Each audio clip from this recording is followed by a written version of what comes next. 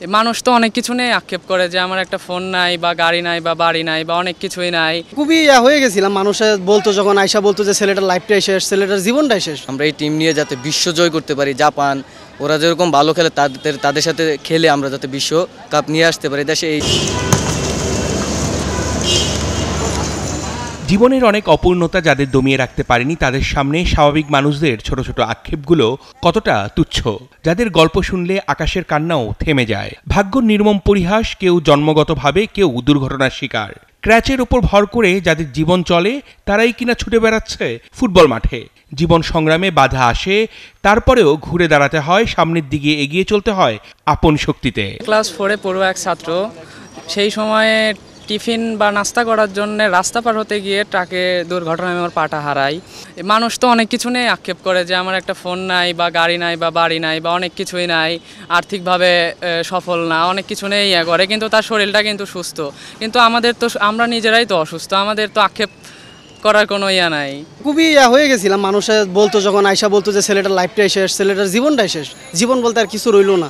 তো তখন আমি অনেক ডিপ্রেশনে ছিলাম, যদিও অনেক দিন। তারপর যখন এমপুটি ফুটবলে ঢোকার পরে 2022 সালে ইস্ট এশিয়া কোয়ালিফাই খেলছি, তারপরের পর থেকে যখন ফুটবলে ঢুকছি তখন থেকে মানুষের কিছুটা হলেও দৃষ্টিভঙ্গি চেঞ্জ করতে পারছি। আসলে সমাজ থেকে তার চেয়ে আমার পরিবার থেকেও অবহেলা পাইছি, অনেক বেশি অবহেলা পাইছি।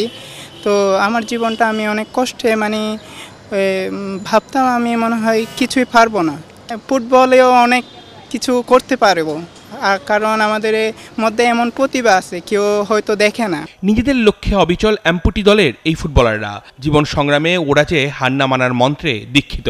ফুটবলকে ভালোবেসে এগিয়ে চলার পথে বাকিদের থেকে পিছিয়ে প্রবল ইচ্ছাশক্তি দিয়ে ফুটবল খেলে তৈরি করতে চায় নিজেদের নতুন পরিচয়।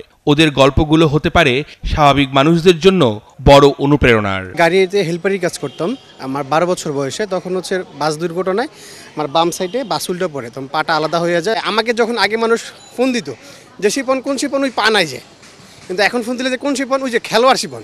2022-এ তখন 23 সালে আমি বিকেএসপিতে ক্যাম্প করছি এক পায়ে ফুটবলে। তখন না ভাবছি যে জীবনে ভেঙে পড়া যাবে না, আমাদের মধ্যে অনেক কিছু প্রতিভা আছে, তো এই প্রতিভাটা আমি তুলে ধরতে চাই।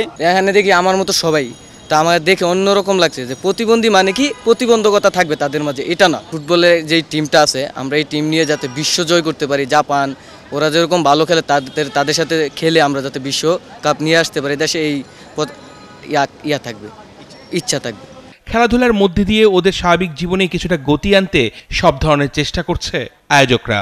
বাংলাদেশ পৃথিবীর সবচেয়ে জনবহুল দেশ যারা অলিম্পিকে এখনও মেডেল পায়নি। স্পেশাল অলিম্পিক কিন্তু অনবরত মেডেল নিয়ে আসছে।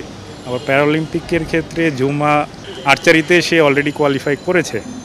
তো এখানে প্রতিভাবান খেলোয়াড়দের কোনো অভাব নেই, তারা পর্যাপ্ত হয়তো সুযোগটা পাচ্ছে না।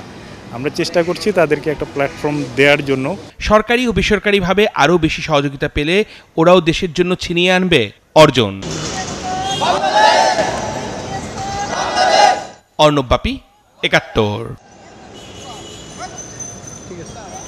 নগদে 500 টাকা বা তার বেশি পেমেন্টে পেতে পারেন ঢাকায় জমিসহ 20 কোটি টাকার পুরস্কার।